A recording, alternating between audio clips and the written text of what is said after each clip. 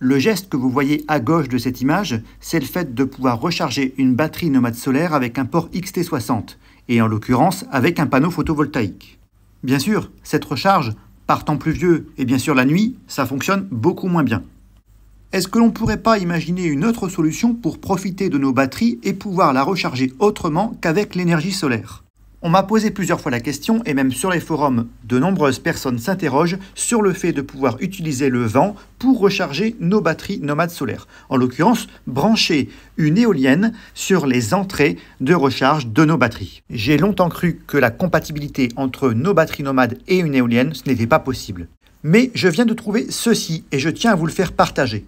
Il s'agit d'une éolienne qui s'appelle la Windcatcher de la société KiteX, qui est en fait une éolienne ultra légère qui fournit de l'énergie portable hors réseau. Ce système est unique en son genre puisqu'il va se connecter au système plug and play existant et ne pèse que 10 kg. KiteX est une société danoise qui souhaitait proposer une alternative aux éoliennes conventionnelles, qui sont généralement encombrantes et qui produisent peu d'énergie par rapport à leur taille.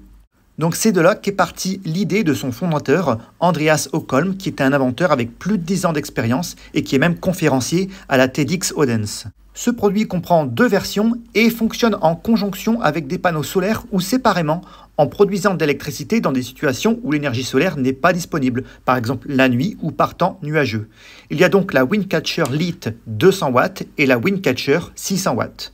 Et alors, ce que je trouve vraiment pas mal dans ce concept, c'est que regardez, ils ont étudié de près la compatibilité entre cette éolienne et des batteries nomades solaires que vous connaissez, vous et moi, c'est-à-dire les grandes marques de type EcoFlow, Bluetti et Jacquerie. Et si jamais vos batteries ne figurent pas sur cette liste, ils proposent également un convertisseur de terre DC-DC qui va émuler un panneau solaire, donc il fonctionnera dans la plupart des cas. Et ils proposent même le réglage de la tension pour pas qu'elle soit supérieure à la tension VOC d'entrée des batteries. Il propose donc différents types de branchements. Vous voyez un branchement direct ici entre l'éolienne et l'entrée de la recharge solaire de la batterie, une mise en parallèle de l'éolienne et du panneau solaire, et puis également un branchement un peu plus ancien où vous avez le contrôleur MPPT séparé de la batterie, le tout raccordé à un inverteur vers le courant alternatif. En fonction de la version de la Windcatcher que vous prenez, ils vous mettent ici les puissances de charge. Et ils vous mettent ici également l'étude qu'ils ont faite sur un tableau comparatif des différents moyens de recharger une batterie.